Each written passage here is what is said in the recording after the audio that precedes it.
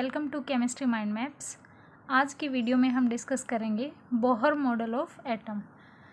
हमने अपनी previous video में Thomson model of atom discuss किया था, then Rutherford model of atom. According to Thomson model, Thomson ने अज्यूम किया था atom is a sphere of positive charge and electrons are embedded in the atom. Thomson ने assume किया था atom is sphere of positive charge and electrons are embedded in this sphere and number of electrons are equal to neutralize this positive charge of this sphere. But limitation of Thomson model is that it could not explain the results of scattering experiment which are done by Rutherford.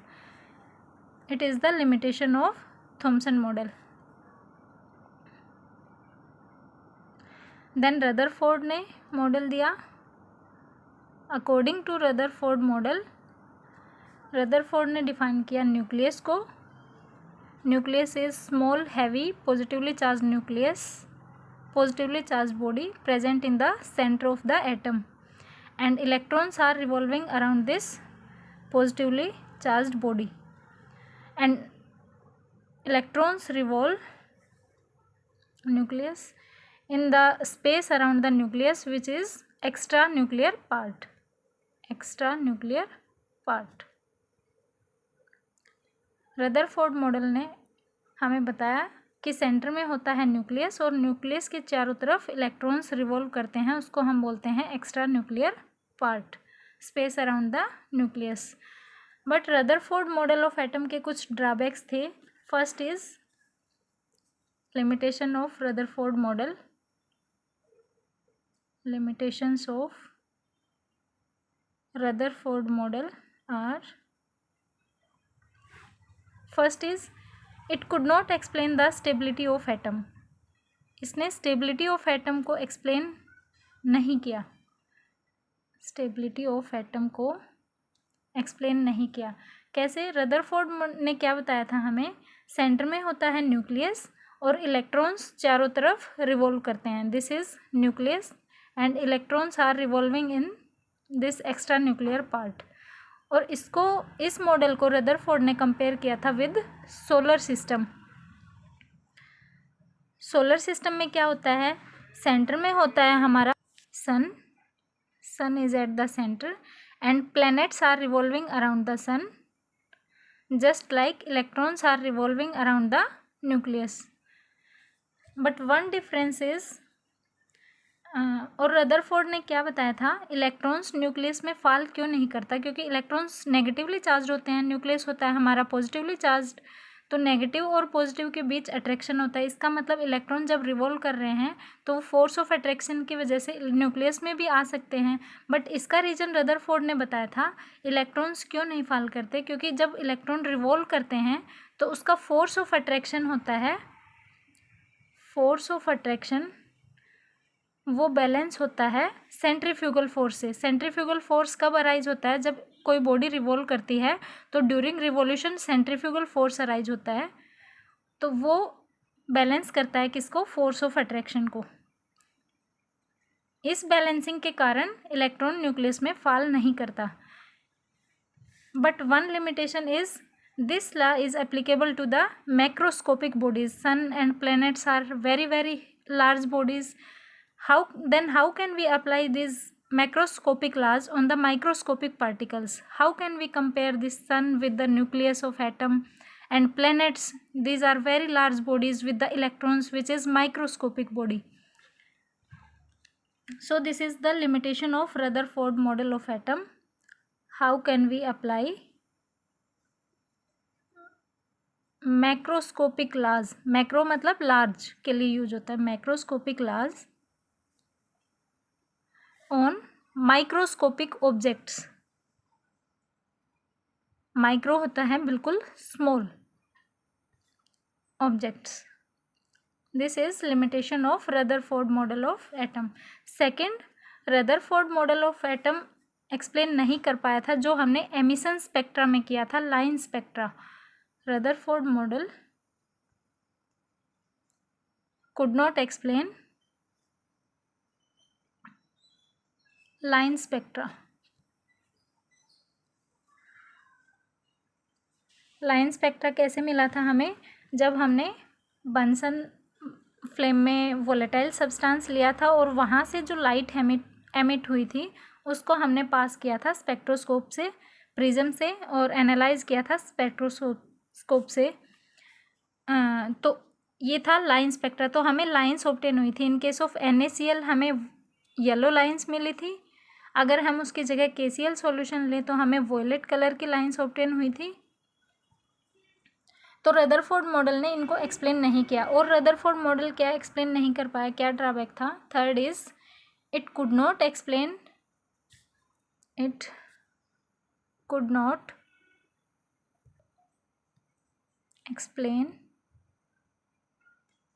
how electrons are distributed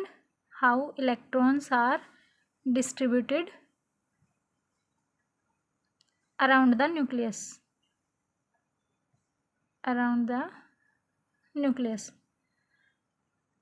तो ये थी limitations Rutherford model of atom की। तो इनको overcome करने के लिए Bohr ने अपना मॉडल दिया। तो आज हम डिस्कस करेंगे Bohr model of atom. Bohr model of atom.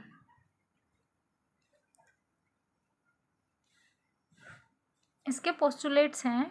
First is atom consist of small heavy positively charged body. Atom consist of small heavy positively charged body called nucleus, जिसको हमने nucleus define किया था। And electrons are revolving around nucleus in circular orbits.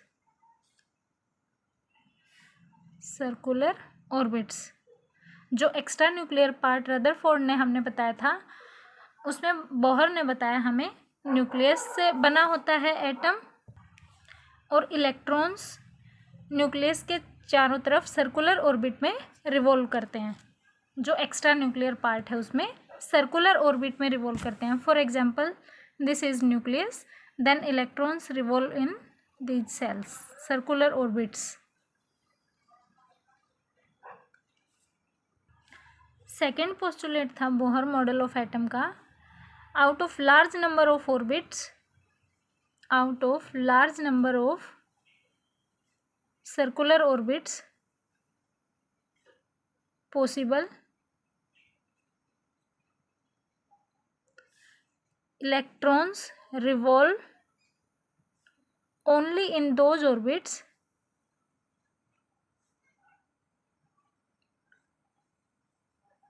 which have fixed value of energy। इसका मतलब क्या है? जैसे हमारे पास ये न्यूक्लियस है, इसके चारों तरफ सर्कुलर ऑर्बिट्स तो बहुत सारे पॉसिबल हैं, इनफाइनाइट, बट इलेक्ट्रॉन्स किन सर्कुलर ऑर्बिट्स में रिवॉल्व करेंगे जिनकी वैल्यू फिक्स्ड होगी। जैसे इस सेल में इलेक्ट्रॉन्स रिवॉल्व कर रहे हैं, उनकी एनर्जी अलग होगी, फिक्स होगी, और इस सेल में इलेक्ट्रॉन्स जो रिवॉल्व कर रहे हैं उनकी एनर्जी इनसे ज़्यादा होगी लेकिन फिक्स होगी।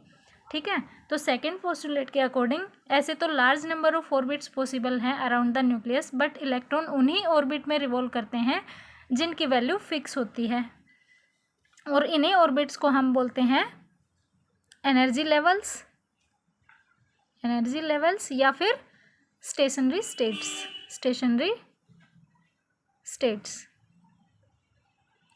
फॉर एग्जाम्पल, बोहर ने यहाँ पे डिफाइन किया न्यूक्लियस के अराउंड एक्स्ट्रा न्यूक्लियर पार्ट में फर्स्ट सेल है, उसको नाम दिया उन्होंने K, नेक्स्ट को L, उससे नेक्स्ट वाली सेल को M, and then further next N, और K के लिए N की वैल्यू 1।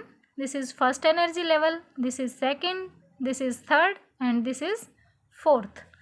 और एनर्जी इन ऑर्बिट की हम कैसे निकालेंगे? एनर्जी का फार्मूला है हमारे पास here, energy of nth orbit. किसी भी सेल की एनर्जी हम निकाल सकते हैं यहाँ से। En is equal to -2 π² m e⁴ divided by n square h square. Pi constant है यहाँ पे, m is mass of electron, e is charge on the electron, n is whichever shell we have taken and h is Planck's constant into Z square for hydrogen like particles. Hydrogen के लिए Z square लिखने की ज़रूरत नहीं है क्योंकि hydrogen के लिए जेड की वैल्यू 1 होती है और 1 का स्क्वायर इसमें कोई इफेक्ट नहीं डालेगा, तो हम इसको लिखते भी नहीं हैं। बट अगर हाइड्रोजन लाइक पार्टिकल्स हम लें लाइक लिथियम, बेरिलियम, तो उसमें जेड मैटर करेगा, तो जेड स्क्वायर की वैल्यू हमें उसमें लिखनी होगी।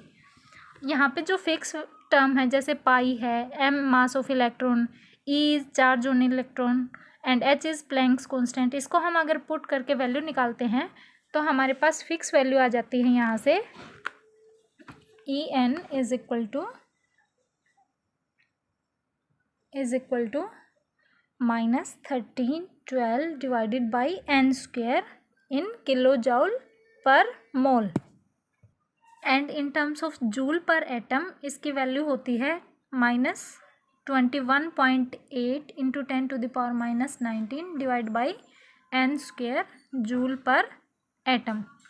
ये फिक्स वैल्यू होते हैं, इसमें हमें सिर्फ n की वैल्यू पुट करनी होगी जो हमें दी होगी, उससे हमारा न्यूमेरिकल सोल्व हो जाएगा। अब क्वेश्चन क्या आता है कि ये एनर्जी की वैल्यू हमारे पास नेगेटिव क्यों है, why this negative sign is there. तो इसके लिए बच्चे हम समझते हैं, जैसे हमारे पास न्यूक्लियस है, इसके सराउंडिंग में सेल्स हैं ये, अगर हमारे पास इलेक्ट्रॉन जो प्रेजेंट है वो इनफाइनाइट डिस्टेंस पे है न्यूक्लियस से, तो उसका फोर्स ऑफ अट्रैक्शन बिल्कुल नेग्लिजिबल होगा, ना के बराबर होगा। तो फोर्स ऑफ अट्रैक्शन नेग्लिजिबल होगा तो इसकी एनर्जी भी क्या होगी, energy at infinite distance, at energy of electron present at infinite distance होगी यहाँ हमारे पास 0, because force of attraction is negligible.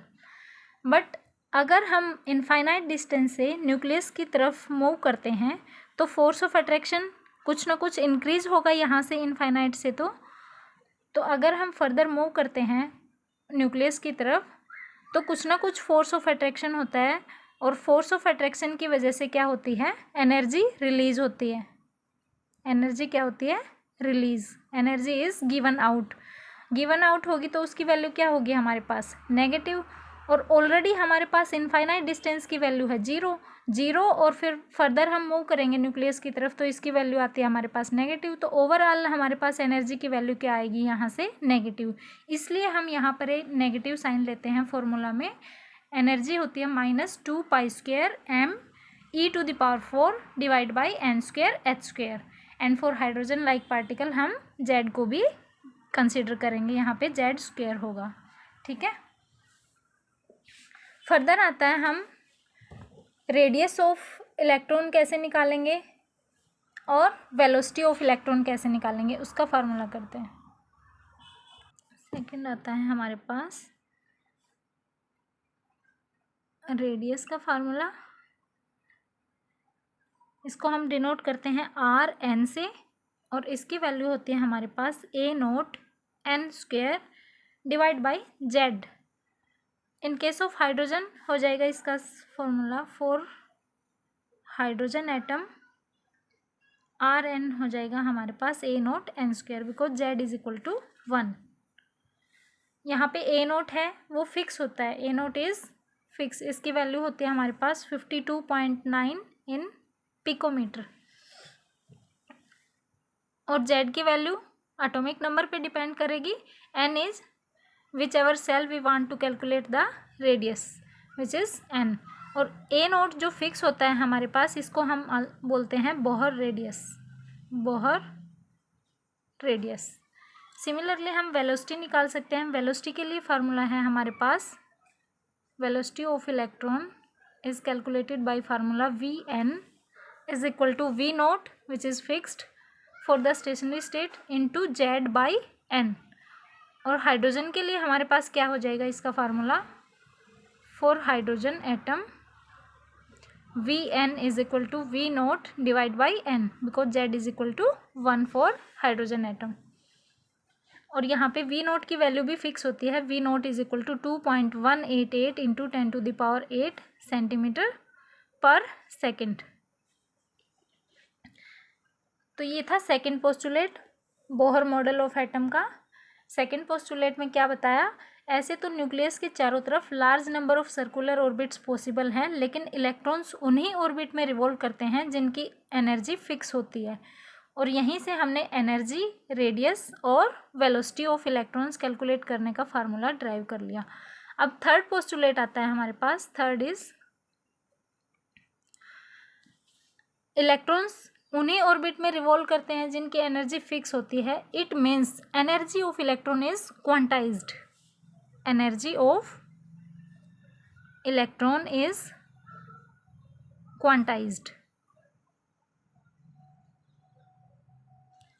And fourth postulate में बोहर ने बताया, जैसे एनर्जी क्वांटाइज्ड होती है वैसे ही angular momentum of electron is also quantised. Angular momentum of electron is also quantized, which have fixed value for particular orbit, also quantized। और इसका फार्मूला होता है हमारे पास एंगुलर मोमेंटम के लिए mvr is equal to NH/2π। ये हमारे numericals में यूज होगा। फिफ्थ पोस्टुलेट आता है बोहर मॉडल ऑफ एटम का। जब इलेक्ट्रॉन अपने लोवेस्ट एनर्जी लेवल पे होता है, फॉर एग्जांपल ये न्यूक्लियस है और ये सर्कुलर ऑर्बिट्स जिनमें इलेक्ट्रॉन्स रिवॉल्व करते हैं, अगर इलेक्ट्रॉन अपने लोवेस्ट एनर्जी लेवल पे प्रेजेंट है तो वो न्यूक्लियस के चारों तरफ रिवॉल्व करता रहेगा। ना वो एनर्जी एमिट करेगा और ना ही वो एनर्जी गेन करेगा। Neither lost nor gain energy. और इस स्टेट को हम बोलेंगे इलेक्ट्रॉन की ग्राउंड स्टेट। ये है fifth postulate of Bohr model. Now आता है नेक्स्ट सिक्स्थ पोस्टुलेट। क्या बताया, अगर हम इलेक्ट्रॉन को एनर्जी प्रोवाइड करेंगे तो इलेक्ट्रॉन क्या करेगा, जंप करेगा। कब जंप करेगा, जब certain minimum amount of energy is provided to the electron so that it can cross one level to another. अगर उसके मिड में हमने उसकी वैल्यू प्रोवाइड नहीं की जितनी इस ऑर्बिट में आने के लिए चाहिए इलेक्ट्रॉन को, तो इलेक्ट्रॉन जंप नहीं करेगा। इलेक्ट्रॉन जंप तभी करेगा जब ये मिनिमम एनर्जी हम इसको प्रोवाइड करेंगे तो नेक्स्ट हायर लेवल में जंप कर जाएगा। तो एनर्जी अगर इलेक्ट्रॉन को हम प्रोवाइड करेंगे तो इलेक्ट्रॉन नेक्स्ट हायर ऑर्बिट में चला जाएगा, एनर्जी एब्जॉर्ब करेगा। और अगर इलेक्ट्रॉन हायर एनर्जी स्टेट से लोअर एनर्जी स्टेट में आएगा तो इलेक्ट्रॉन एनर्जी को एमिट करेगा। तो जो एनर्जी देके इलेक्ट्रॉन हायर एनर्जी स्टेट में जाता है उसको हम बोलते हैं एक्साइटेड स्टेट। और एक्साइटेड स्टेट में इलेक्ट्रॉन कुछ सर्टेन मिनिमम सेकेंड्स के लिए ही एग्जिस्ट करता है, उसके बाद वो एनर्जी एमिट करके फर्दर अपनी लोवेस्ट ग्राउंड स्टेट में आ जाता है यहाँ पे। तो सिक्स्थ पोस्टुलेट है energy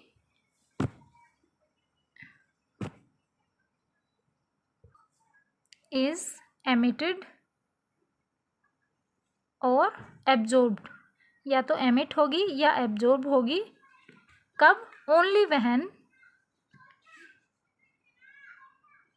electron jump from one orbit to another। अगर इलेक्ट्रॉन एक ऑर्बिट से दूसरे ऑर्बिट में जंप करता है तो ही एनर्जी एमिट या एब्जॉर्ब होगी। अगर इलेक्ट्रॉन एब्जॉर्ब करेगा तो इलेक्ट्रॉन एक्साइटेड स्टेट में चला जाएगा और अगर एमिट करेगा तो वो ग्राउंड स्टेट में आ जाएगा। तो ये था हमारा बोहर मॉडल ऑफ एटम। इसके हमने सारे पोस्टुलेट्स किए। फर्स्ट रिवाइज कर लेते हैं। First is atom consist of small heavy positively charge nucleus और electrons are revolving around the nucleus in circular orbits. Circular orbit में रिवॉल्व करते हैं इलेक्ट्रॉन। सेकेंड पोस्टुलेट हमने क्या किया, ऐसे तो large number of circular orbit possible है न्यूक्लियस के अराउंड, लेकिन electrons revolve only in those orbits which have certain fixed amount of energy. और यहीं से हमने एनर्जी, रेडियस और वेलोसिटी का फार्मूला ड्राइव किया। थर्ड पोस्टुलेट बताया कि एनर्जी ऑफ इलेक्ट्रॉन क्या होती है, क्वांटाइज्ड। इलेक्ट्रॉन किसी फिक्स्ड एनर्जी लेवल पे ही रिवॉल्व करता है एनर्जी ऑफ इलेक्ट्रॉन क्या होती है, क्वांटाइज्ड। फोर्थ क्या, like energy angular momentum of electron is also quantized.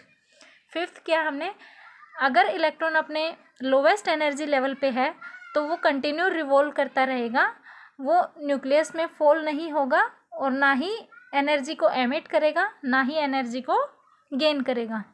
और सिक्स्थ हमने बताया अगर एनर्जी एमिट और गेन होती है तो इलेक्ट्रॉन एक ऑर्बिट से दूसरे ऑर्बिट में जंप करता है, और इलेक्ट्रॉन अगर एब्जॉर्ब करेगा तो इलेक्ट्रॉन एक्साइटेड स्टेट में चला जाएगा, अगर इलेक्ट्रॉन एमिट करता है तो एक्साइटेड स्टेट से ग्राउंड स्टेट में वापस आ जाएगा। दस according to Bohr model, Bohr model ने एक्सप्लेन किया जो रदरफोर्ड मॉडल की लिमिटेशन थी, why electron does not, electron की stability, why electron does not fall into the nucleus, because when electron is in the lowest energy state it keeps on revolving around the nucleus without losing energy, hence electron does not fall into the nucleus. और Bohr model ने line spectra of hydrogen को भी explain किया, वो कब आता है जब इलेक्ट्रॉन एक्साइटेड स्टेट में जाता है एनर्जी एब्जॉर्ब करके, और जब एमिट करता है वही एनर्जी तो इलेक्ट्रॉन रेडिएशन एमिट करता है, जिसको हम स्पेक्ट्रम प्रिज्म में पास करके स्पेक्ट्रोस्कोपी के थ्रू स्टडी करते हैं। और तो डिफरेंट लाइंस हमें ऑब्जर्व होती हैं इन केस ऑफ हाइड्रोजन एटम।